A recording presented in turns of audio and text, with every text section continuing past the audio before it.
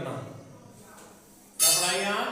Affirmative से interrogative में change करना। कल क्या पढ़ाया था? अफर्मेटिव से निगेटिव में बदलना। आज हम पढ़ाएंगे अफर्मेटिव से इंटरोगेटिव। आपको ध्यान होगा कि जो इंटरोगेटिव होता है उसमें ज्यादातर क्वेश्चन पुटअप किए जाते हैं, क्वेश्चन पूछे जाते हैं। यानी कि is, am, are, was word का प्रयोग सबसे पहले किया जाता है। व्हाट, विल वगैरह जो भी है क्वेश्चन वर्ड शुरू में आते हैं, हेल्पिंग वर्ब शुरू में आती है। अफर्मेटिव वाक्यों में हमेशा क्वेश्चन पूछे जाते हैं। तो हम किसी भी अफर्मेटिव वाक्य को इंटरोगेटिव में चेंज कर सकते हैं। उसके लिए कुछ नियम होते हैं, आपने पढ़ रखे हैं। कौन कौन से नियम है? सबसे पहला नियम जो है अफर्मेटिव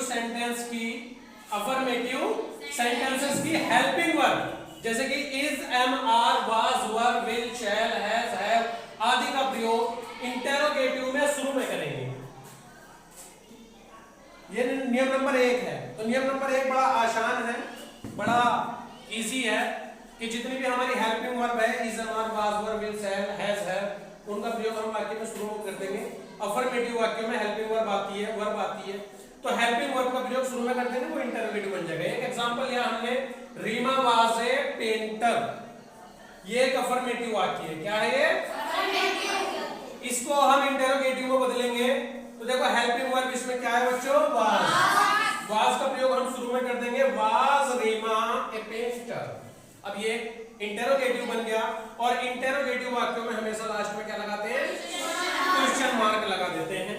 तो रीमा वाज ए पेंटर ये एक अफर्मेटिव वाक्य है, और वाज रीमा ए पेंटर, क्या रीमा एक पेंटर थी, ये क्या बन गया इसका? इंटरोगेटिव। ये रूल्स नंबर 1 था। अब रूल नंबर 2 हम पढ़ेंगे। रूल नंबर 2 में हमने आपको लिखवाया जब अफर्मेटिव सेंटेंसेस में प्राइमरी तथा मॉडल ऑक्सिलरीज दोनों का प्रयोग एक साथ हो जाए। अब प्राइमरी क्या होता है बच्चे, बताएंगे आप? देखो प्राइमरी ऑक्सिलरीज कल हमने बताया था आपको, बी और हैव जो होता है वो प्राइमरी, बी का प्रयोग हम एज ए प्राइमरी ऑक्सिलरीज करते हैं। और जो हमारी मॉडल ऑक्सिलरीज है वो आपने पढ़ रखा है, can, could, may, might, would, should, ये सब हमारी क्या है? Model auxiliaries. तो अगर किसी सेंटेंस में प्राइमरी ऑक्सिलरीज और मॉडल ऑक्सिलरीज दोनों एक साथ आ जाए तो क्या करेंगे? उसके लिए यहां पर लिखा हुआ है सब्जेक्ट तथा उसके बाद प्राइमरी का प्रयोग करेंगे। यानी कि सबसे पहले हम मॉडल का प्रयोग करेंगे। क्या का प्रयोग करेंगे? मॉडल ऑक्सिलरीज वाक्य में शुरू में आएगी, फिर सब्जेक्ट आएगा और फिर हमारी प्राइमरी आएगी। ये आप नियम थोड़ा सा ध्यान रखिएगा। एग्जांपल दिया हुआ है, he may be a good teacher. अब इसका ये एक कौन सा वाक्य है? एक अफर्मेटिव। कौन सा वाक्य है? अफर्मेटिव वाक्य है। इसको हमें इंटरोगेटिव बनाना है। तो इंटरोगेटिव बनाने के लिए बच्चे हम क्या करेंगे? मॉडल ऑक्सिलरीज पहले लेके आएंगे। यहाँ पर मॉडल ऑक्सिलरीज मे का प्रयोग हुआ है, मे शुरू में आ जाएगा, फिर सब्जेक्ट आएगा ही, मे ही, देन बी, देन क्या का प्रयोग करेंगे? मे ही बी ए गुड टीचर, और लास्ट में लगा देंगे क्वेश्चन मार्क। इस प्रकार से ये 2 नियम आप अपना नोट कर लीजिए, बोर्ड पे लिखे हुए हैं, आप आसानी से इसको कर सकते हैं, बहुत इजी है। आपने पहले से सेंटेंसेस पढ़ रखे हैं, बचपन से पढ़ते आ रहे हैं, उन्हीं का प्रयोग हम दोबारा कर रहे हैं, बस नियम लिखवा रहा हूं और कुछ नहीं है। उतारे इसको।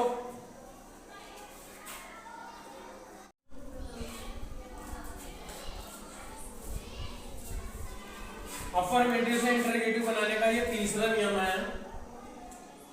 तीसरा नियम ये कह रहा है यदि अफर्मेटिव सेंटेंसेस में डू या डज का प्रयोग आ जाए, यदि अफर्मेटिव सेंटेंस में किस चीज का प्रयोग आ जाए, और डू या डज ज्यादातर प्रेजेंट इंडेफिनिट में यूज होता है, आपको याद होना चाहिए। कौन से वाक्य में यूज होता है?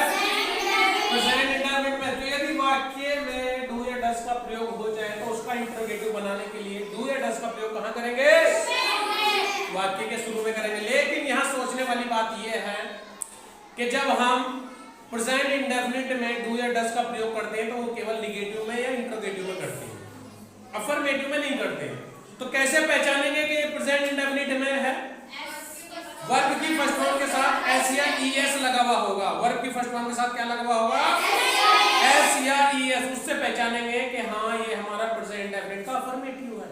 और अफर्मेटिव को अगर आपको इंटरोगेटिव में बदलना है तो आप पहचान जाएंगे कि डू या डज का प्रयोग वाक्य के शुरू में कर देंगे। अगर नेगेटिव बनाना है तो डू या डज का प्रयोग के बाद नॉट का प्रयोग करते हैं, वहां पर आपको पता ही है। लेकिन इंटरोगेटिव में डू या डज का प्रयोग वाक्य के शुरू में करेंगे। एक एग्जांपल लेंगे यहाँ पर और वर्ब की फर्स्ट फॉर्म के साथ एस नहीं लगाएंगे, वर्ब की केवल फर्स्ट फॉर्म यूज करेंगे। एक वाक्य लिए एक एग्जांपल लिया हमने, ही फील्स टायर्ड, वह थकान महसूस करता है। ही फील्स करता है यानी कि हैबिचुअल में आ जाएगा ये, यानी कि एस लगा हुआ है, इसी से पहचान जाएंगे कि वो हमेशा करता है ऐसा। तो वह थकान महसूस करता है, ये अफर्मेटिव वाक्य है। कौन सा वाक्य? अफर्मेटिव। अब इसका हमें इंटरोगेटिव बनाना है बच्चे। अब हम फील्स से पहचानेंगे कि ये प्रेजेंट इंडेफिनिट है, क्योंकि इसमें वर्ब, इसकी जो वर्ब होती है वो फील होती है, और फील के साथ एस लगा हुआ है, यहाँ पर लगा हुआ है, तो समझ लो प्रेजेंट इंडेफिनिट का या अफर्मेटिव है। इसका इंटरोगेटिव बनाने के लिए डू या डज का प्रयोग करेंगे। अब डू या डज में से किसका प्रयोग करें, इसके लिए हम देखेंगे सब्जेक्ट।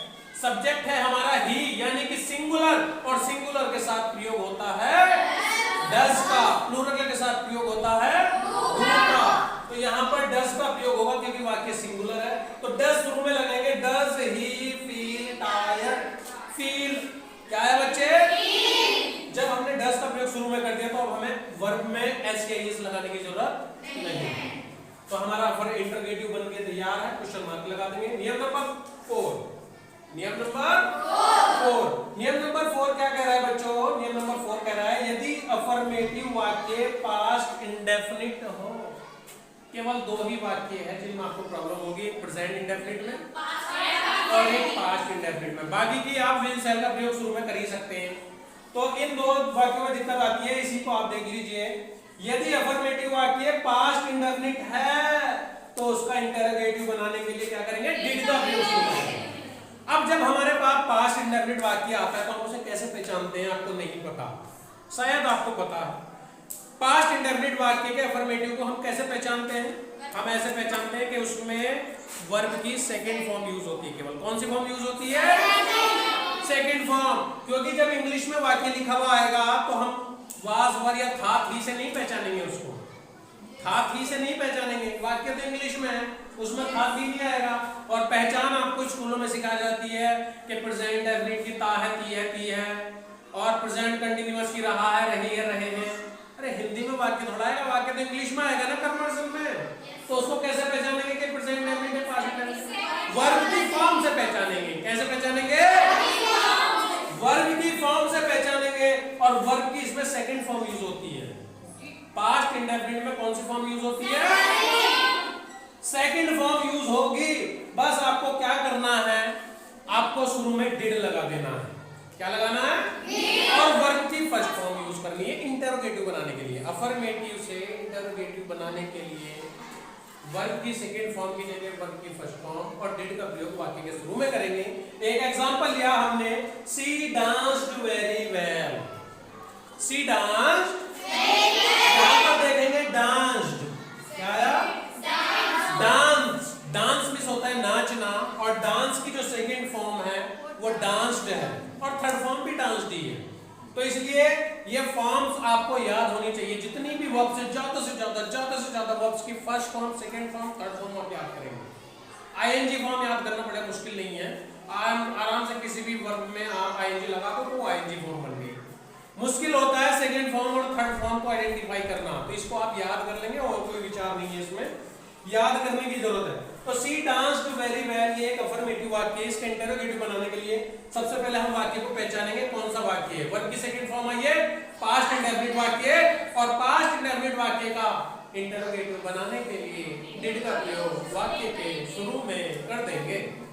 तो डिड शी डांस, आपके सेकंड फॉर्म नहीं आएगी, फर्स्ट फॉर्म आएगी। Did she dance very well, question mark लगा देंगे, ये बन गया आपका इंटरोगेटिव। बहुत ही आसान है, ये रूल्स याद करने की जरूरत नहीं है, बस आपको दोहराने की जरूरत है। आपका ये कंप्लीट हो चुका है। आज हमने बनाया आपको अफर्मेटिव से इंटरोगेटिव बनाए, कल अफर्मेटिव से नेगेटिव बनाए थे। पूरा पोर्शन कंप्लीट हो गया कन्वर्जेशन का। अब सॉरी कन्वर्जेशन नहीं, ये कन्वर्जन है। एक बच्चे ने भी प्रॉब्लम कर दी थी, सेम प्रॉब्लम यहाँ भी होगी। ये कन्वर्जन है, कन्वर्जन नॉट कन्वर्जेशन, अंडरस्टैंड?